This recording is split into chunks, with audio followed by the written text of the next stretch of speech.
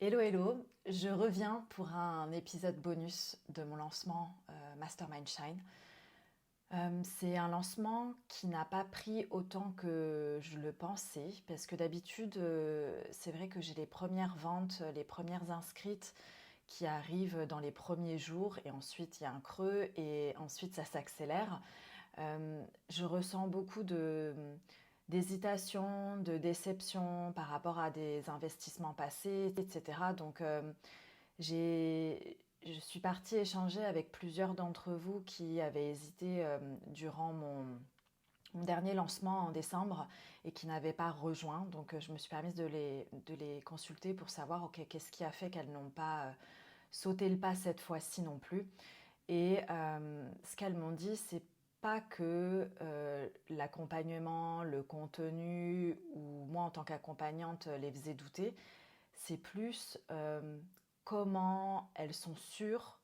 En fait, c'est leur besoin d'être assurées sur leur certitude que ce ne sera pas un gaspillage d'argent, on va dire, qu'elles ne seront pas déçues de cet investissement parce qu'elles ont déjà été déçues par leurs investissements précédents. Il y en a une d'entre vous qui a investi l'équivalent de ce mastermind annuel l'année dernière sur plusieurs formations et qui en a été déçue parce qu'elle n'a pas pu en retirer tout ce qu'elle attendait. Donc il y a vraiment cette hésitation sur le fait de sauter le pas parce que il n'y a pas de certitude sur les résultats.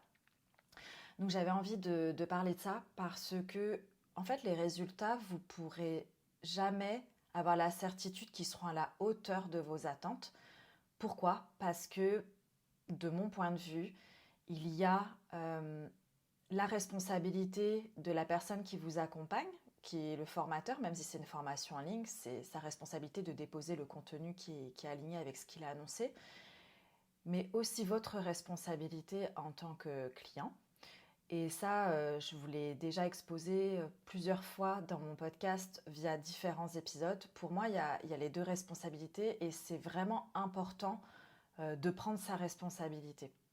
Donc, il se peut que la personne qui vous a vendu son offre n'ait pas respecté sa partie, et donc ça lui incombe. Et il se peut aussi que vous n'ayez pas respecté votre part du deal. Donc, pour moi, je challenge énormément. J'ai pas eu à challenger très souvent mes clientes, mais je challenge quand il le faut à je ne suis pas ta sauveuse. Je ne suis pas la seule à faire le taf en accompagnement pendant nos séances. Si toi, tu n'as pas envie de bosser, je ne suis pas la bonne personne pour t'accompagner parce que moi, c'est un travail d'équipe que je fais avec mes clientes.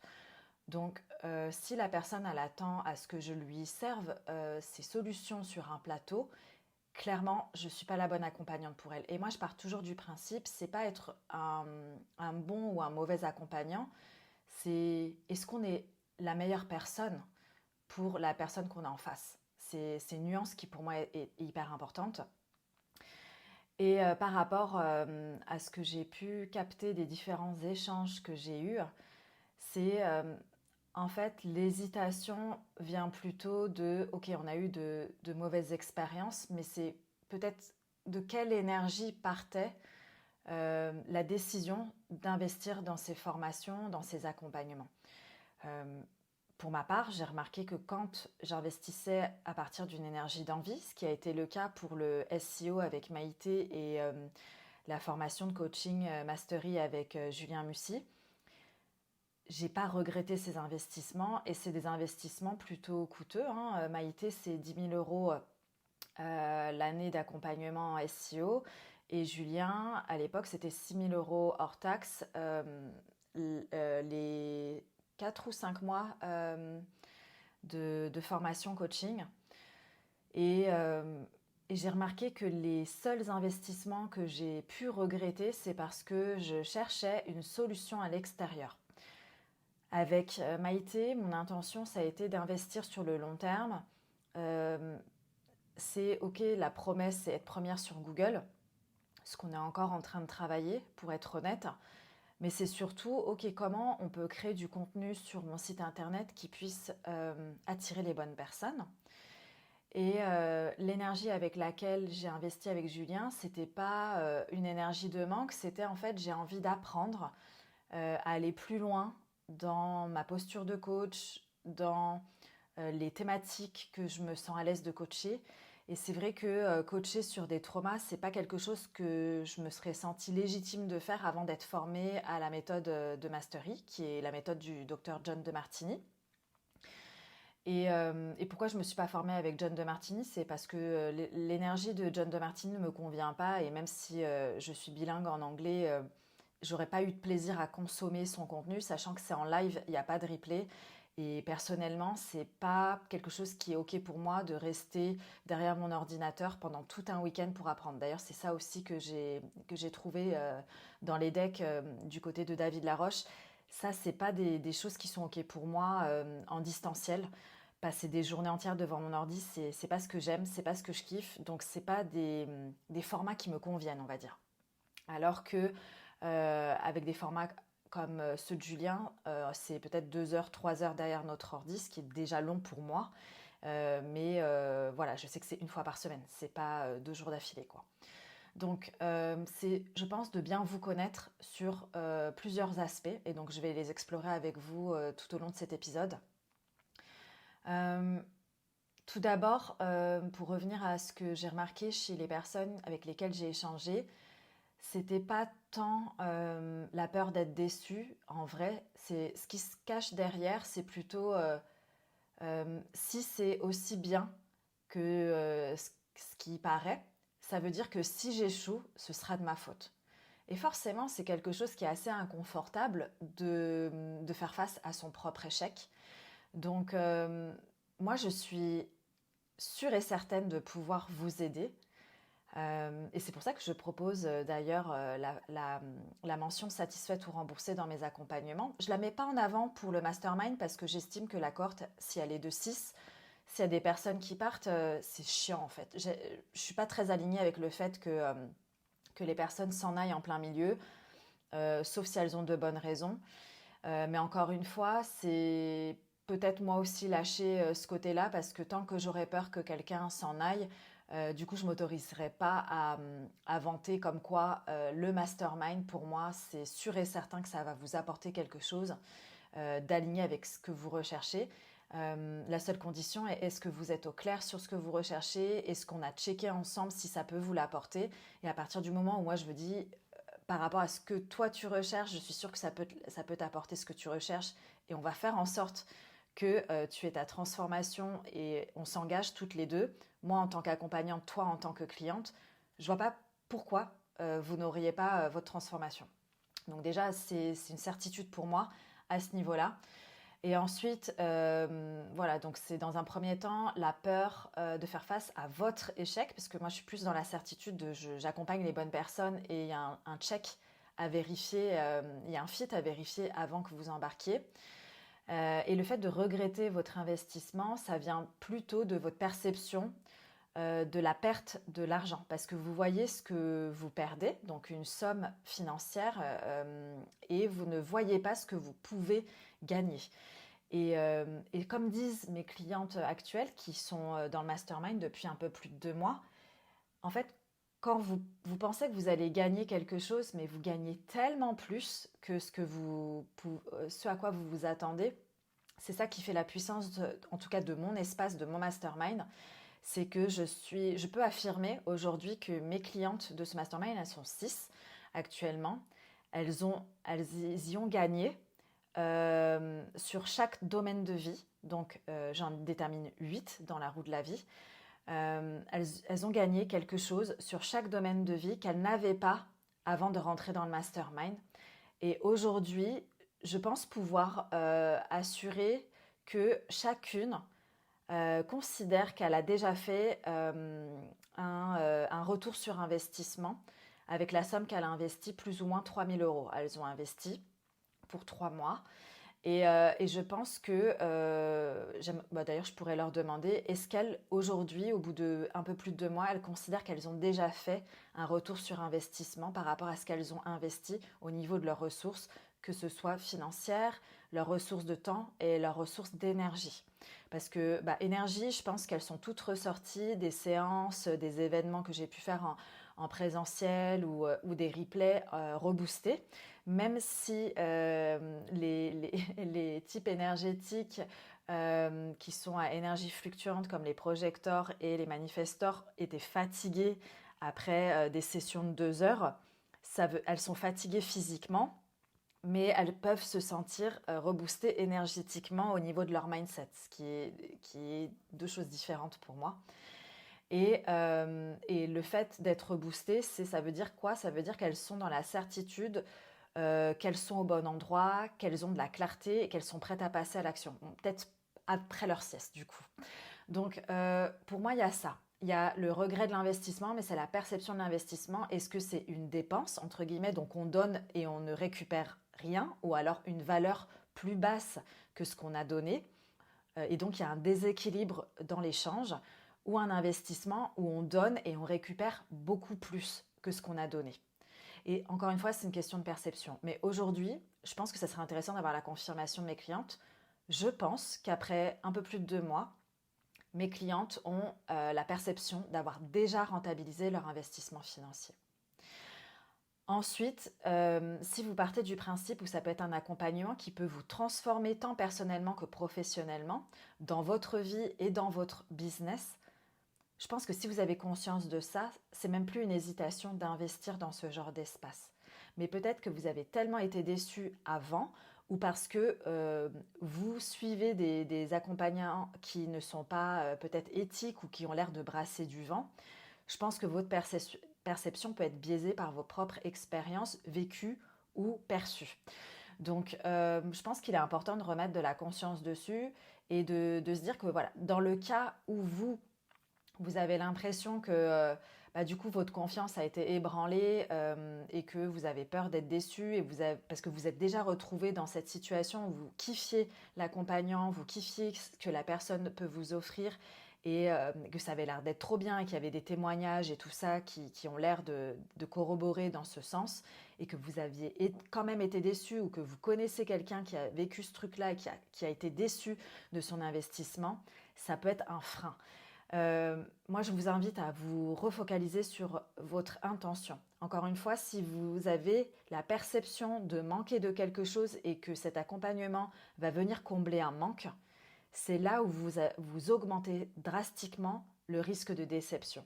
Alors que si vous investissez avec une énergie d'envie d'avoir quelque chose en plus de ce que vous avez déjà, là vous partez d'une énergie d'abondance.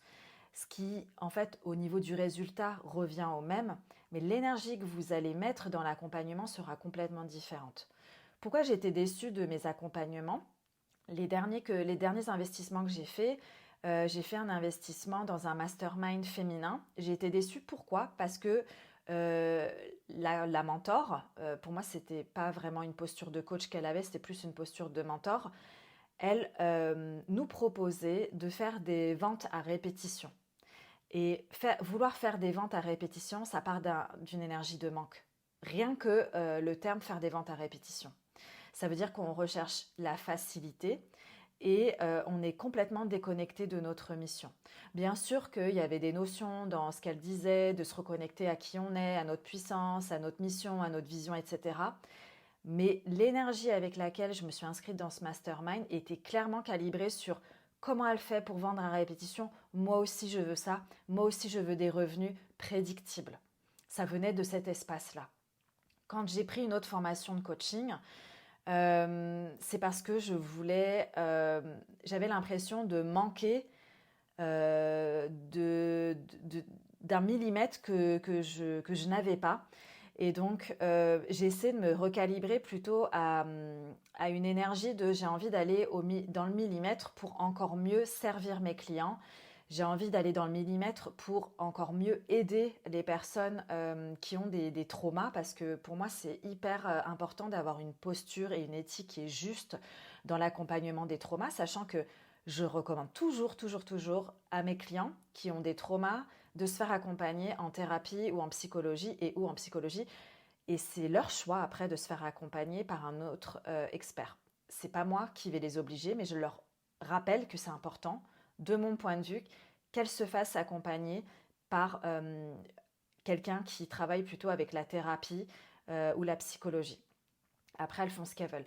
Mais encore une fois, je me sentais pas à l'aise. Par exemple, j'ai déjà donné des exemples, mais quand je capte, moi j'ai une capacité extrasensorielle peut-être plus développée que la majorité des personnes, qui est la clairconnaissance. J'appelle ça la clairvoyance sur mes stories Instagram parce que c'est quelque chose que les gens connaissent davantage. On va dire, je parle dans leur langage. Mais en langage technique, ça s'appelle la clairconnaissance. Ça veut dire que je sais des choses que je ne suis pas censée savoir.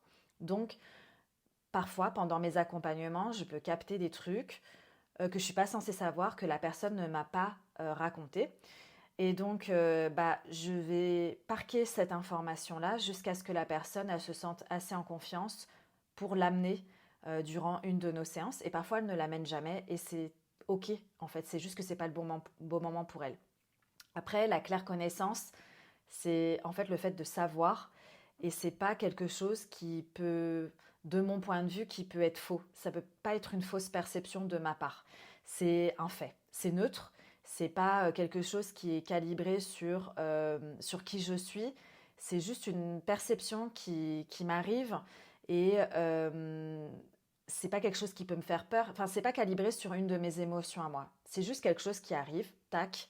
C'est délivré, c'est un message que je reçois. C'est comme si quelqu'un m'avait envoyé un texto et je le reçois. Je demande pas, on m'a pas demandé est-ce que tu es d'accord pour recevoir ce message. C'est juste on m'envoie ce message et je me dis que voilà, si je l'ai reçu, c'est qu'il y a forcément une signification, un sens que moi je ne connais pas. Mais je n'utilise cette connaissance que si la personne du coup m'en parle parce qu'à partir du moment où elle m'en parle, c'est qu'elle m'autorise à utiliser ce que je connais. Et donc, je demande toujours le consentement de la personne en lui demandant, OK, est-ce que tu m'autorises à te partager ce que je sais, ce que j'ai vu, etc. Donc, c'est la personne qui est aussi dans sa responsabilité de me dire, écoute, non, je ne préfère pas, ou oui, je suis OK. Bref, on est en train de s'éparpiller. Donc, c'était vraiment pour voir comment se recalibrer sur votre énergie d'envie, de vous êtes déjà complète, il ne vous manque absolument rien. Mais c'est vrai que si vous voulez atteindre un nouvel objectif, il faut faire des choses qui sont différentes. Et pour faire des choses différentes, il va falloir être quelqu'un de différent. Parce que on nous l'explique quand on se forme à la PNL, programme neurolinguistique, et plus communément appelé le modèle de Brooke, c'est que nos pensées vont influencer nos émotions vont influencer nos actions vont influencer nos comportements, et nos comportements vont influencer nos résultats. Donc pour avoir des résultats différents, il va falloir penser différemment. Et pour penser différemment, il va falloir être quelqu'un de différent. Mais pas quelqu'un de profondément différent, c'est juste votre perception qui va vous amener à penser différemment. Et tout est dans la reformulation. Je donne souvent l'exemple à mes clientes du verre à moitié vide, à moitié plein. La manière dont vous allez vous exprimer, en fait, est un canal de qui vous êtes au moment où vous le dites. Quelqu'un qui va me dire le verre est à moitié vide, on voit que ce qu'elle perçoit, c'est ce qui manque. Quelqu'un qui va me dire le verre est à moitié plein, elle regarde le même verre au même moment. La personne qui me dit le verre est à moitié plein, elle voit ce qu'elle a déjà. Elle ne regarde pas ce qui lui manque, mais ce qu'elle a déjà. Et c'est ce shift-là que j'amène mes clientes à avoir pour se connecter à quelque chose de différent, même si dans les faits, même si dans le contexte, tout est resté identique. C'est pour ça que j'arrive à faire shifter des choses du passé et leur apporter un angle de vue qui est différent, qui peut tout changer dans le présent et dans ce qu'elles vont créer dans le futur. Ensuite, ce qui est important pour vous quand vous investissez, que ce soit pour une formation ou un accompagnement, c'est d'avoir une vision qui est claire et des objectifs qui sont clairs. Encore une fois, une vision qui vous est propre, et c'est ce que j'enseigne dans Reborn, le programme pour faire votre bilan et clarifier votre vision et définir vos objectifs selon qui vous êtes. Parce que souvent, on se cale sur la vision qui n'est pas la nôtre. Encore une fois, j'ai une séance hier avec une de mes clientes qui me disait, mon objectif, c'est de décoller avec mon business. À la fin de la séance, en fait, c'est pas vrai. Elle se rend compte que son objectif, c'est d'être épanouie avec un partenaire de vie qui lui apporte ce dont elle a besoin. Et donc, pour ce faire, elle a compris qu'elle avait besoin de générer plus d'argent avec son business. Donc, avec son business, c'est sous la forme qu'elle a choisie, parce qu'elle n'a pas envie de redevenir salariée. Et donc, elle a choisi la forme de l'entrepreneuriat. Et donc, pour être épanouie au niveau de sa vie amoureuse, elle a besoin également de générer plus d'argent pour pouvoir s'offrir la vie qu'elle a envie et attirer le bon partenaire.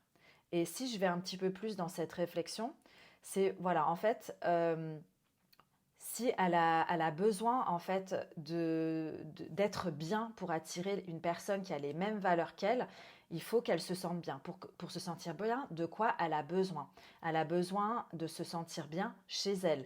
Elle a besoin de se sentir bien dans son corps. Elle a besoin de se sentir bien dans sa tête. Et donc là, elle se sentira bien. Et à partir du moment où elle se sentira bien, elle connectera avec les autres dans une énergie qui sera différente. Et on différencie encore l'énergie d'envie, de je suis complète, et la forme sous laquelle je trouve mon épanouissement est via le fait d'être en couple. C'est un choix, mais c'est un plus. Versus je me sens pas bien dans ma vie est pourrie et je pense qu'elle serait mieux avec quelqu'un d'autre. Et donc là, c'est avec une énergie de manque. Et donc tout est dans la subtilité, si vous voulez. Donc encore une fois, quand vous investissez, si votre objectif et votre vision sont clairs et que vous ne racontez pas d'histoire et que c'est calibré à qui vous êtes et pas à ce que vous voyez de l'extérieur que vous avez copié de manière inconsciente, déjà ça vous aidera à investir au bon endroit avec la bonne personne. Ensuite, dans un deuxième temps, c'est comprendre la valeur de l'accompagnement. C'est est-ce que l'accompagnement va répondre à votre intention, à votre vision, à vos objectifs. Si ça n'y répond pas, c'est pas un bon investissement pour vous ici et maintenant. Ça peut l'être l'année prochaine, ça peut l'être dans 6 mois, mais pas ici et maintenant. Parce que si vous restez focalisé sur votre vision et vos objectifs, l'accompagnement est censé y répondre directement. Pas en bénéfice secondaire, en bénéfice direct. Donc encore une fois, est-ce que vous comprenez la valeur de l'accompagnement? Qu'est-ce qu'il va vous apporter directement et pas indirectement? Et c'est comme ça que vous pouvez investir sur vous, votre avenir, votre business et la personne que vous aspirez à devenir, le business auquel vous aspirez à voir sur le plus long terme et voir en fait si cet accompagnement répond directement à ces aspirations. Dans un troisième temps, choisir un accompagnement qui est adapté. Moi, tout à l'heure, je vous parlais du format rester assise devant mon ordinateur pendant 2 jours consécutifs. Ça, c'est pas OK pour moi. Donc, qu'est-ce qui est adapté pour vous? Moi, je discutais avec des clientes hier qui me disaient le fait qu'on soit que 6 dans le mastermind, c'est vraiment idéal parce que, en fait, on est dans un cocon. On se sent vu, on se sent écouté, on se sent prise dans notre individualité et on a l'attention, en fait chacune, on a de l'attention, même si on est en groupe. Donc est-ce que ça vous dérange ou pas d'être dans un programme où vous êtes 100 ou est-ce que vous préférez des petits espaces? Donc la forme de l'accompagnement, la livraison de cet accompagnement, sous quel format c'est fait? Est-ce que c'est aligné avec vos valeurs? Et si oui, est-ce que peut-être vous pouvez aller checker au niveau des valeurs les témoignages des personnes? J'ai fait un sondage hier en story. La majorité d'entre vous ne regardent pas les témoignages. Mais la meilleure manière de voir si l'accompagnement est calibré sur vos valeurs à vous, c'est de voir les témoignages. Soit comment les clients ont écrit, soit voir comment l'accompagnant a retranscrit les témoignages. Personnellement, j'ai investi dans une immersion business avec une mentor. Cette journée-là, je crois que, je ne sais plus exactement, je crois qu'elle était à 3500 hors taxe. De mémoire, c'est ça, 3500 hors taxe, 3800 TTC. Et donc, pour faire cet investissement, même si la personne, je l'ai eu en appel et qu'elle me disait oui, ça fit, je peux délivrer au niveau de tes attentes, tes objectifs, etc. Déjà, elle n'a pas creusé ce qui se cachait derrière mes objectifs. Donc, il peut y avoir une dissonance entre ce que je lui dis et ce qui est vraiment. Donc ça n'a pas été vérifié, mais bon, voilà, tout le monde n'est pas coach, hein, je précise, c'est une mentor, c'est pas une coach. Et ensuite, je suis allée parler à des anciennes clientes qui pouvaient avoir des problématiques similaires à moi, aux miennes, pour voir comment elles avaient vécu cette immersion business, quels résultats elles avaient pu avoir au niveau de leurs KPIs, au niveau de leurs ressentis, etc. Est-ce elles recommandent cette immersion? Donc pour moi, c'est très important parce que j'ai investi dans tellement d'espace, de formation, etc., avec la perception de ne pas avoir tiré autant de valeur que ce à quoi je m'attendais, que aujourd'hui j'ai une manière de vérifier si c'est aligné avec mes valeurs et à ce que je recherche, qui est peut-être plus poussée que la majorité des moldus. Je vous appelle les moldus, les gens, n'ayez crainte. Donc voilà, c'est vraiment moi ma manière de faire. Et si les personnes veulent vraiment checker si l'accompagnement est adapté et est en congruence avec leurs valeurs, c'est d'aller voir les témoignages. Les valeurs aussi de la personne, de l'accompagnant, que ce soit un coach, un formateur, etc. C'est quoi ces valeurs? Personnellement, j'étais dans des espaces où, si vous me suivez en story, vous savez qu'une de mes valeurs, c'est la connexion profonde. J'ai été accompagnée par des accompagnants qui n'avaient pas cette valeur de connexion. Donc oui, ça m'a manqué, mais je le savais avant de rejoindre, j'en avais conscience et j'ai décidé de créer cette connexion moi-même sous une autre forme. Ensuite, si je vois que, par exemple, ma mentor, elle est projector, du coup, ses valeurs, ça va être travailler avec le moins d'efforts possible, travailler le moins d'heures possible, tout en ayant les mêmes résultats. Donc, la semaine de 4 heures, quoi. Aligné avec l'efficience extrême. On va dire les résultats avec le moins d'efforts possible, je sais que moi, c'est pas ça dans mes valeurs, en fait, qui est important. Moi, ce qui est important pour moi, c'est de kiffer le process. Elle va préférer que ce soit efficace, efficient, versus le plaisir qu'elle va avoir à délivrer des choses sous une certaine forme. Ça va être son critère numéro 1, c'est en fait, est-ce que ça me permet d'atteindre mes résultats plus vite et mieux? Et le comment, ça vient en critère numéro 2. Alors que moi, le critère numéro 1, c'est le plaisir, le kiff que je vais avoir dans le processus de livraison. Donc, c'est pas moi, le mastermind, ça dure 2 mois et vous payez 3 000 euros et après, au revoir. Non, je kiffe tellement mon accompagnement et je suis tellement dans la certitude de pouvoir apporter les résultats à mes clientes que je peux proposer aujourd'hui le mastermind pour 6 mois au même prix que ce que j'ai vendu pour 3 mois. Parce que je kiffe et là on arrive sur les 3 mois avec les filles et on s'aperçoit que c'est trop court. Et c'est pour ça que j'ai proposé 6 mois au même prix. Parce que mon objectif, c'est pas de récupérer le plus d'argent possible en un temps le plus court possible, c'est que les gens payent pour une transformation. Et la transformation, si elle se fait au bout de 6 mois, je pars en tout cas du cadre, comme quoi ça, c'est ma responsabilité sur moi, ma capacité à délivrer ce résultat sous 6 mois. Donc après, si la personne, elle suit ou pas, ça c'est son problème. Si elle n'est jamais là au live, ça c'est sa responsabilité. Mais encore une fois, moi de ma responsabilité, je sais qu'en 6 mois, je suis sûre et certaine de pouvoir délivrer la transformation. En 3 mois, je pense que c'est un peu juste parce que j'ai remis au cœur de mon accompagnement la connexion profonde des clientes entre elles, des clientes avec moi. Et du coup, c'est pour ça que ça prend 6 mois. Parce qu'au bout de 3 mois, on reste un peu sur notre faim. Même si je pense que je peux tout délivrer d'un point de vue contenu business, programme préenregistré, etc. En 3 mois, je pense que c'est largement faisable. Mais dans quel état vous vous retrouvez après 3 mois où vous avez été secoué dans une machine à laver, quoi. Donc 6 mois, pour moi, c'est un rythme qui est juste.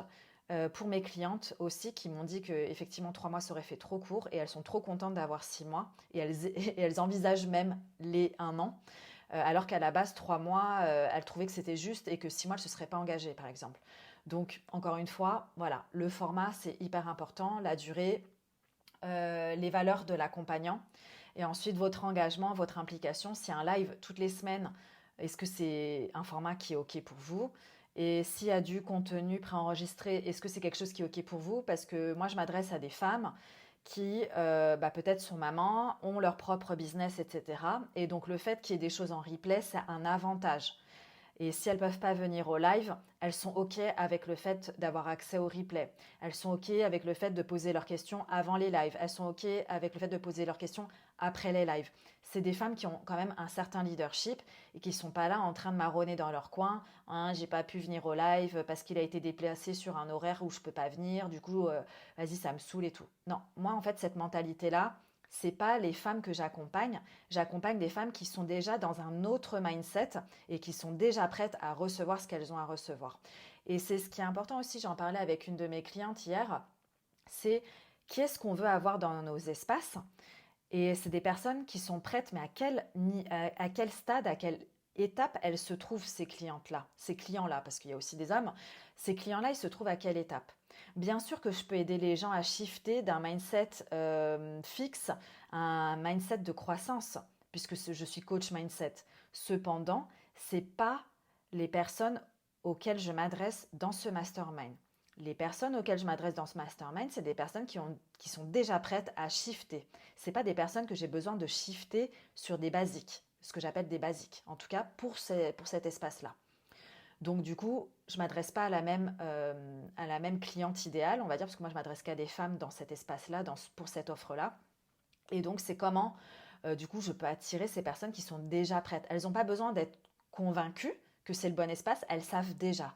Par contre, peut-être qu'elles ont des challenges, et donc là, on va discuter. Encore une fois, je ne vais pas chercher à les convaincre, j'ai juste cherché à voir comment moi je peux mieux communiquer si ça fait déjà partie de ce que j'offre. Et peut-être que ce n'était pas clair pour mes clientes de l'autre côté de l'écran. Et donc, c'est mon taf à moi de montrer la valeur de ce que je propose aux autres. Ça c'est ma responsabilité. Par contre, si elles ne sont pas prêtes à investir, elles savent pas si c'est le bon espace, ça, ce ne sont pas mes clientes de cœur. Mes clientes de cœur, elles savent déjà que le Mastermind Shine, c'est l'espace pour elles. Mais c'est juste qu'elles ont encore d'autres objections. Et c'est ça qui m'intéresse, c'est de voir comment moi, je peux peut-être proposer des angles de vue différents pour que leurs objections n'en soient plus. Encore une fois, je vous invite vraiment à vous poser les bonnes questions, à savoir de quelle énergie ça part quand vous investissez.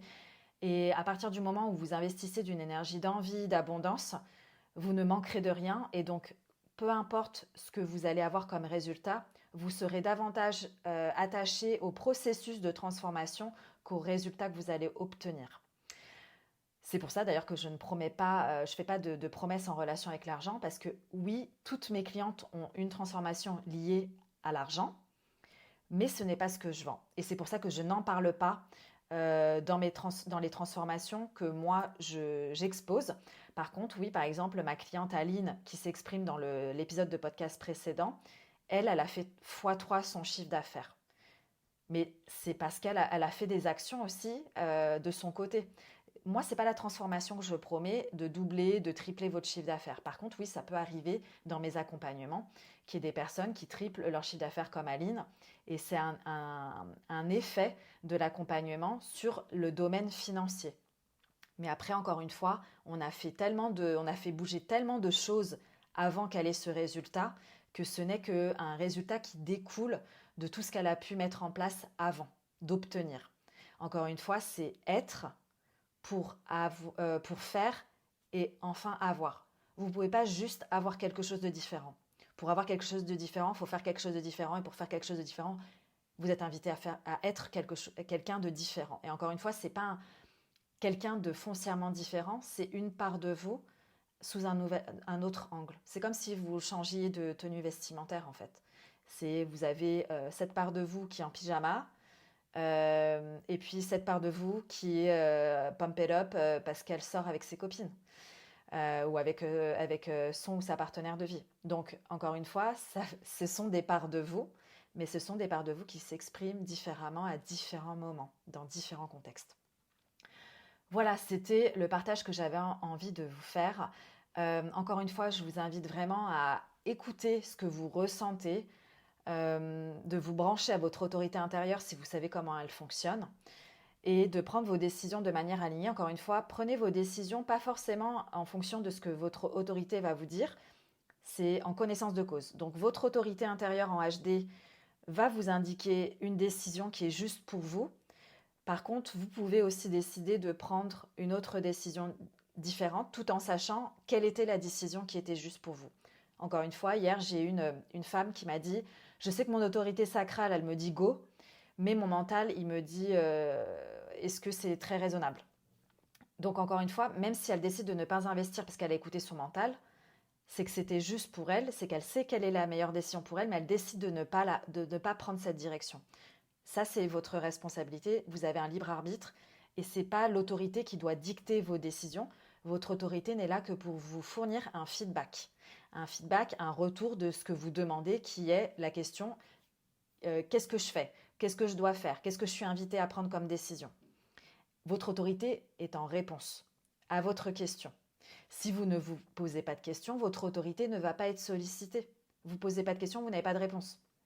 Donc encore une fois, si vous avez envie de savoir qu'est-ce qui est juste pour vous, posez-vous la question pour que votre autorité, stimulez votre autorité intérieure en HD pour pouvoir recevoir la réponse. Et après, vous avez votre libre arbitre pour choisir quelle direction vous prenez en conscience du coup. L'investissement en soi, c'est ce qui est, à mon sens, le plus rentable parce que vous investissez en vous pour grandir, pour penser différemment, pour vous enrichir en fait en tant que personne. Et l'investissement pour acquérir des connaissances, c'est aussi un investissement en soi. Mais du coup, ce sera plus palpable parce que vous allez acquérir des connaissances, des compétences. Après, comment vous grandissez, c'est ce qui est plus difficile à prouver parce que c'est plus subtil. Mais vous pouvez bien le voir, comment vous avez pu changer, comment vous avez pu déjà shifter.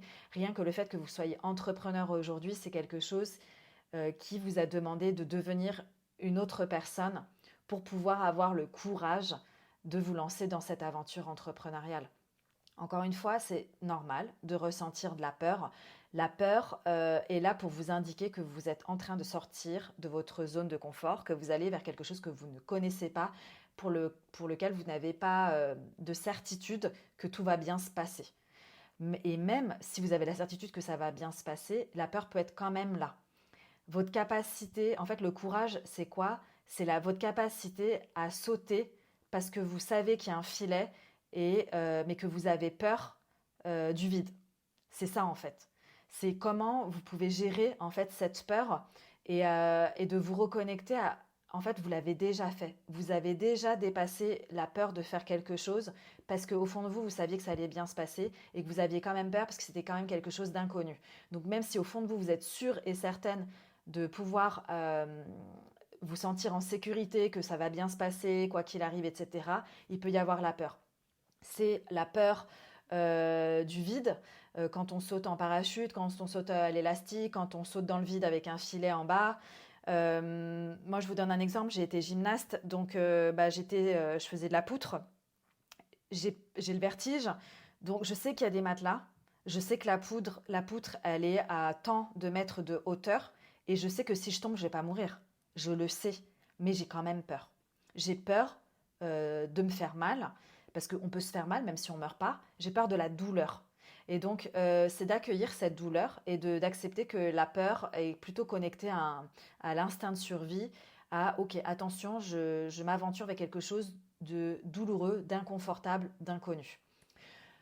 Voilà, si vous en avez envie, vous pouvez réserver un appel découverte avec moi pour discuter. Si vous êtes sûre et certaine que je suis la meilleure personne pour vous accompagner ici et maintenant et que vous êtes dans la certitude que le mastermind, c'est l'espace le plus juste pour vous ici et maintenant, mais que vous avez peur, que vous avez envie de discuter avec quelqu'un qui sera bienveillant et qui essaiera pas de vous closer, mais qui sera plutôt dans l'écoute et l'échange, n'hésitez pas à prendre votre appel. Pourquoi moi j'ai pas délégué mes appels à une personne qui fait du closing? C'est parce que j'aime parler avec les personnes, j'aime être déjà connecter profondément avec les personnes qui sont dans mes espaces. Et en ayant ces appels avec vous, c'est aussi une manière de connecter d'ores et déjà.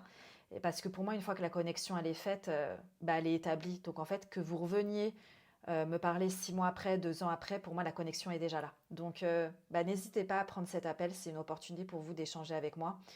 Et je vous embrasse très fort et je vous envoie beaucoup d'amour.